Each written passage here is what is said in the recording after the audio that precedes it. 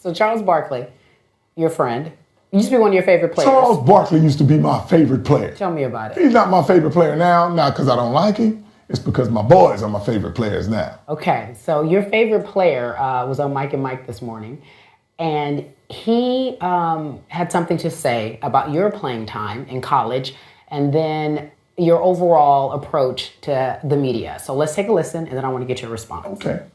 Got to understand, Mike, they probably weren't interviewing guys who average 2 points a game in college.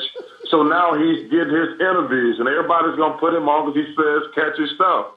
But listen, like I said, I think his kid's probably the #1 player in the draft, and I wish he would let his kid shine. I mean, listen, once I found out he averaged 2 points a game, listen, you need to slow your roll. You said I didn't win the championship, and I said to myself, I need to go back and Google this guy, because maybe I missed the ball era when he was dominating and winning championship everywhere. He missed the ball era when you were dominating and winning championships everywhere. That's what I'm talking about. See, Charles got to go Google me for what? He wants some press. I'm not going to Google Charles. He want to play one-on-one or what all this, and he said I averaged 2 points. Who cares? I know he don't want to play no one-on-one because he's too big. He better stay behind them TNT and eat them donuts. But he said that he wanted to go one-on-one with you. He don't want to do it. He's just talking. He just want more press now, see? The only thing he's talking about, he ain't even talking about basketball no more. He just got to come at me so he can stay relevant. Because it looked like he fading now. Poor Charles. That's my boy, but poor Charles. Poor Charles. Okay, so... He'll be all right, though. I'll send him some Krispy Kreme donuts, and, he'll be my friend again.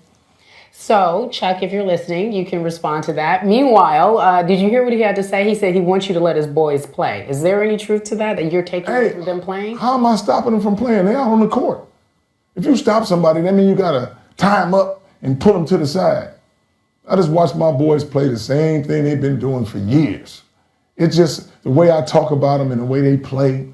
It's just getting it all on camera now. But it's good for conversation. It's good for conversation, you know that. But I ain't taking no shot. My boys, if you that good, you shine on the court. Don't shine from what I'm saying. All right, so we've talked about you and your take on how you handle your boys and how they don't respond. They don't talk back because you don't raise boys like that. And you're okay with all the attention, negative or positive, that you receive. Well, it comes with the territory. And that's how you feel arenas. Like everybody wants to shut me up, but they can't. You see, my boys go out there and you know what? Let my boys finish whooping your tail on the court while you paying attention to what I'm saying on the outside. There was a statement that you made in a recent interview. They said all the talk that you're doing could make more people want to come at Lonzo when he gets in the league. Come at Lonzo? See, that's what all the reporters and everybody say on the outside to say, hey, when Lonzo get there, you all heard what I said. Get to him. I don't think not one player worried about getting Lonzo. They worried about playing, making their money, and trying to win. All right, so tell me about the tournament. You made a declaration early in the season. Yes. UCLA wins it all. Well, UCLA wins it all. And I still stay true to that. I ain't going to be like, you know what? I don't think they might not win now. Shoot. Any hesitation in what you saw? They didn't win the Pac-12 tourney, so you see that. I never said they're going to win the Pac-12 tournament. What they have on the court, though? Yes. You still okay with the capable assignments? I'm going to tell you this. I told my boy this. There's 3 levels of play. Tell me about it. Regular season, then you got playoff mode, and then you got a championship mode. Okay. And he knows he got to keep going up. I do appreciate you. You're making me laugh. So I'm trying to keep it composed as a journalist. But you are funny, and I know you understand what you're doing. Yes. People have said to me, he reminds me of Earl Woods. You have a bit of Richard Williams to you as well. Is there a method to what some would say is method? Oh, no. First of all, you talking about Venus and Serena's dad. That's a single sport. Tiger Woods, that's a single sport. They don't have, one of them got girls, the other one got one boy. I got 3 boys. So you're trying to compare me to them, but you can't. In terms of how you approach, in terms of how you instill, in terms of their work ethic, in terms of what you want them to do and how you want them to be I think every father that's got some successful kids is kind of like that. But everybody has the same thing. They want the best for their kids, especially as parents. You just don't videotape everybody. Like somebody's playing piano really good right now. And their parents are saying, you're the best orchestra I ever seen in my life. But ain't nobody want to hear that because ain't nobody trying to watch no piano. Okay. Before I let you go, we were told that the home was burglarized last night. Is everybody okay? Is everything Everybody's okay? all right. Chino Hill's got the best neighborhood watch in the world. Okay. As soon as you bust a window, they calling in police. That's all they did was break a window. And that was it? And that was it. Everybody's okay? Everybody, I wish I was there. They wouldn't be. It ain't hard to get in my house. It's hard to get out. Uh-oh. Okay. All righty. Oh, it's coast to coast, guys. Breaking news with LaVar Ball. He is something, ain't he? Thank you so much for joining us. I appreciate you. I appreciate you, sweetheart. Best Thanks of very luck. much. Okay. All righty. Back in a moment.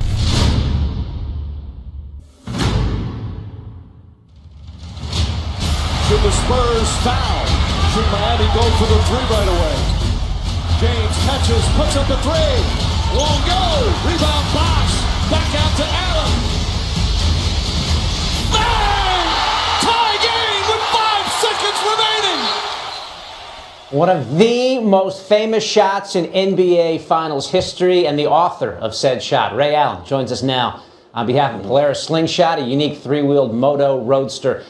Ray, that moment 4 years ago in Miami, all the fans, a lot of them had streamed out. They couldn't get back into the building. What sticks with you about that shot? What's up, David? So much sticks with me about that shot. I think first and foremost, just the fact that I shot that shot, at least 60, 70 times that day, early in the morning and then right before the game, and to be able to be put in that situation, it was almost like I didn't think about it. I didn't breathe. I didn't blink. I just got to where my comfort zone was, and everybody got to see it unfold in that situation at that moment. But it was something that I was so comfortable and used to doing. I know the police tape was up, trying to keep the crowds back and all that stuff, and then you came up. Really, it was as close as a team has ever been to not winning a finals and then coming back and winning it. You guys were on the brink and you pulled it out. And then, Ray, you considered a comeback, I know, last summer. Some teams were contacted, like the Warriors and Cavs. Why ultimately did you decide, that's it, I'm done, don't want to play anymore?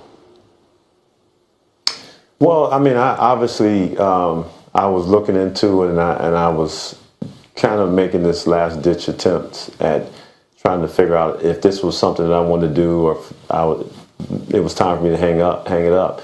And there was just, there was interest, and people talked about it, and they're like, we could use him, but nobody was knocking my socks off and giving me any great ideas or presentation for me to really suit up with him. So I was like, I've had a great 18 years. I've overachieved, in my opinion. To be able to win 2 championships is incredible. I never imagined I'd be able to win one. So I was able to say, I can ride off to the sunset and let it go. What's it like, Ray? What's it like being a retired NBA player now? It's the strangest thing in the world, because for most of my life, I've always had a schedule. I've always had somewhere I had to be. Somebody's checking your body fat. Somebody's making sure you got 10 lifts in a month in the weight room. And now, for me, I'm accountable to my own growth or my lack of growth, whatever it may be. So what I learned now is to eat right, to eat better, to challenge myself in my own ways, to run, to ride, to lift weights. And everything I've learned over my 25 plus years of playing basketball, I don't want to lose them. I want to kind of improve on them and make myself a little bit better. All right, so the routine of an NBA game or an NBA season is gone. Your routine was legendary. I know you'd take a nap, and then you'd have your chicken for lunch, and then you'd go to the arena. And you talked about how many shots you would get up, Ray. How many do you think you would shoot before a game, just getting loose?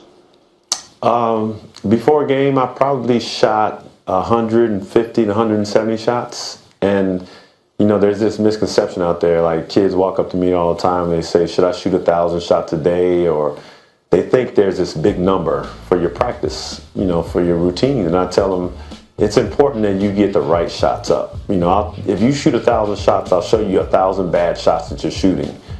Shoot fourth quarter shots. Those shots that you have a 7-footer running at you and you got to get the shot off over his outstretched arm or hand. And if you practice that shot every single moment you take a shot, that's when you're putting yourself ready to shoot these shots in games. And too often I walk in the gym and I see kids just kind of going through the motions, getting shots up. They're not sweating, they're not moving. and then they'll shoot and walk out of the gym and they say they got a workout in, but they're actually going to fail the minute they go and have to take that game shot. Their body's not going to be ready for it. So my career, I've taken that game shot, that fourth quarter shot every single day, every routine, and then I shoot free throws in between because I know you need pressure on you. And the only way to do that is to do that when you're sweating heavily and you just went through an intense workout. I did a little research here. I know you said at one point you feel like you have a mild case of OCD. How did that manifest itself in your career as a basketball player? Well, I started thinking about all the things that I can do or I can't do. And when I got to the NBA, I was thinking, how am I going to help a team win? The likes of Michael Jordan, Reggie Miller, Mitch Richmond, all these great players that are in the league, Clyde Drexler, that are playing, and how am I going to have an impact? So I started thinking, I said, well, let's control the things that I can control, like being on time, giving extra effort, like doing extra work, like knowing the plays, like all these things. And so I started becoming very anal about them. Being on time, being early is being on time.